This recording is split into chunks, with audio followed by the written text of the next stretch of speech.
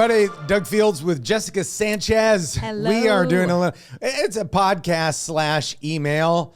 Right? Sometimes it's like some emails are too long to read. So you know what? We just decided we're going to make a this podcast one is a little bit of a version. long one. That's right. So you can just listen to it instead of read it. Here's the deal. In the month of August, we are starting something as people kick back to school, that we are starting something as we talk about some of the elements of a healthy youth ministry. And last week, Jess, you and I talked about one of the elements of a healthy youth ministry is our self-leadership and being right with Jesus, and that we're not activities directors and we need to take care of our faith if we're going to lead well. Exactly. Right. And then it's a vital place as a great starting point. Yeah. For sure. And then these are maybe rank order. For sure last week was. And this week, a big deal is one of the primary roles of leadership is actually taking care of nurturing, not the students in your youth ministry. Yeah.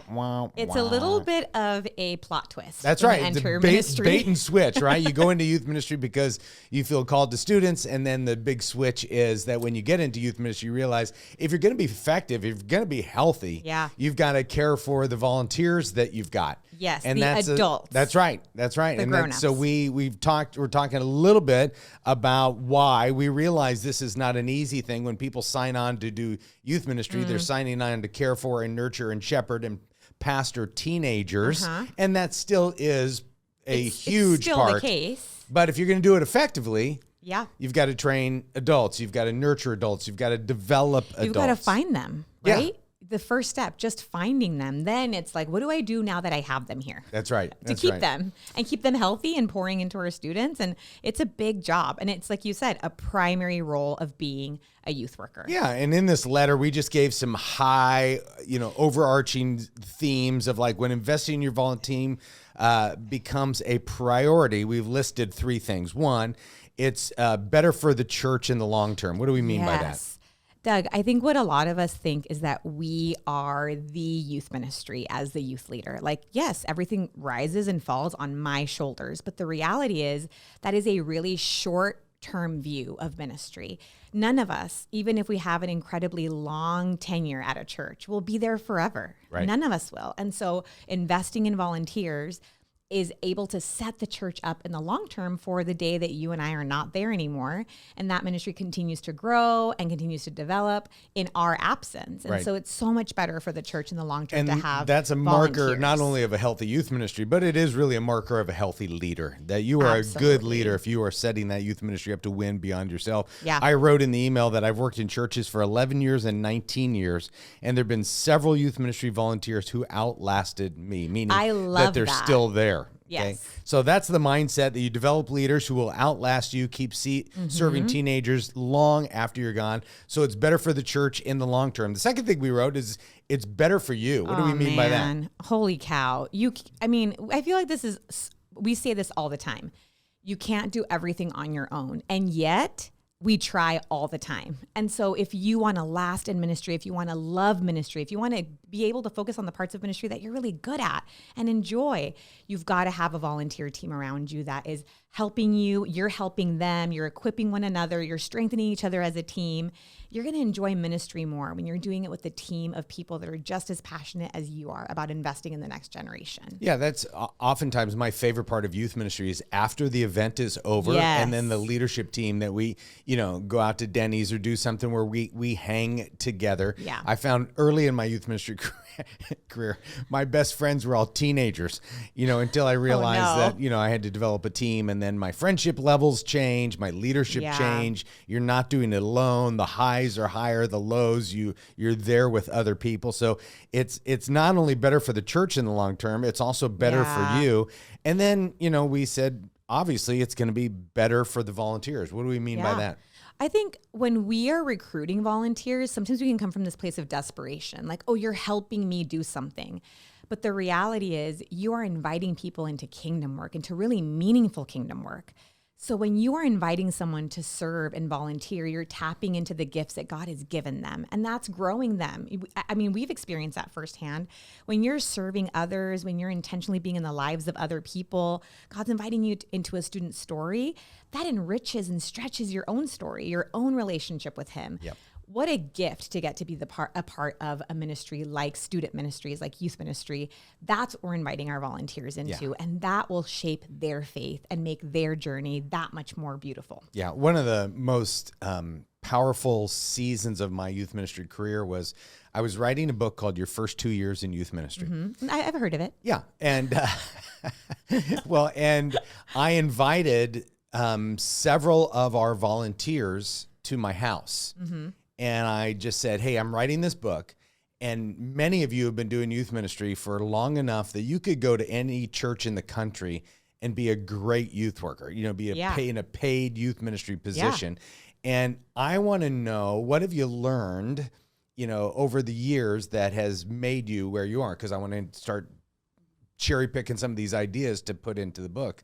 And I was just so impressed as I was, just looking around the room. I just remember that night so vividly that I was so happy that these people were ministers. They kind of raised their hand to be a volunteer at some point. Kind of scared. I don't know if I'm maybe afraid of teenagers, or I don't know if I have anything to offer. And then, 5, 7, 10 years later, there are these champion ministers who've caught the vision of how to love and nurture kids, and it just it's so fun to watch them grow and develop. And I love it when churches actually hire from within. When that youth ministry person is ready to leave, they look to somebody on the team and they're like, you've got what it takes, and they do. So it is better for the volunteers.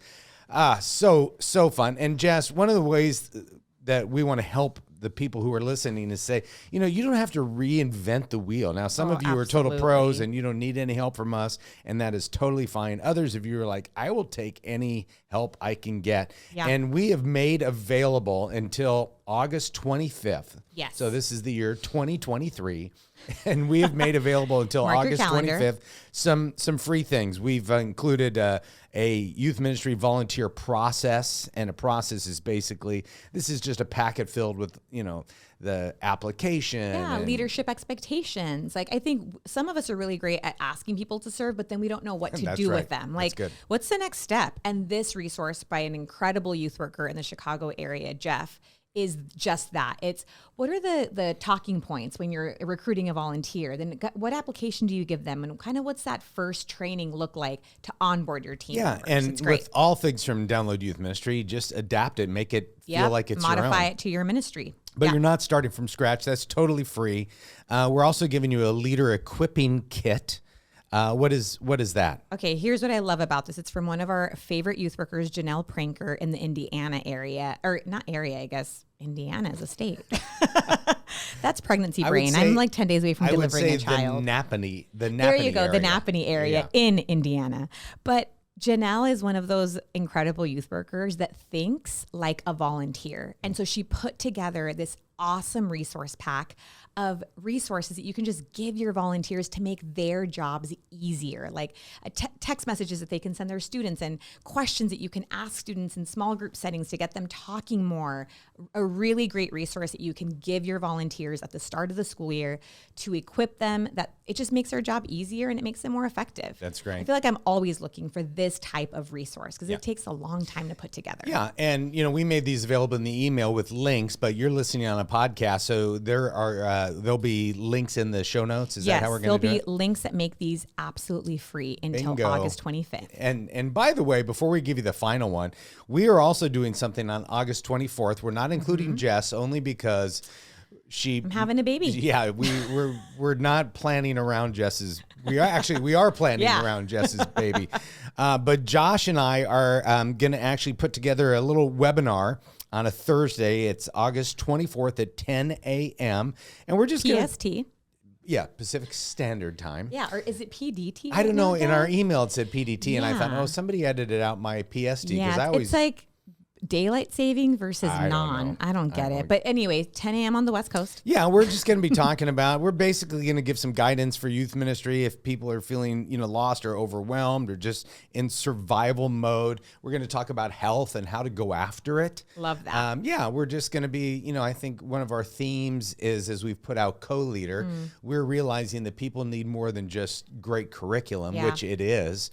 They need some guidance. And so we're going to kind of open up that playbook a little bit and talk about health and how to help people by more than just giving them stuff. But speaking of giving stuff, we're also giving you a video training called Volunteer Essentials. Yes, this is something that put your training in. Yes, this is something that Doug, Josh, and Jess, myself, put together for you, just for you. So we got 3 kind of essential training topics that we feel you can really use any time of the year. I mean, always training is awesome at the beginning of the school year, the fall, to really have a strong start to your year. But this is evergreen training. And what we did was we put it together in CoLeader. Yeah. So if you haven't poked around in CoLeader, this is your chance. Go in, download it for free, poke around, see what's in there. It's awesome. But it's an entire 1-hour event that is video driven.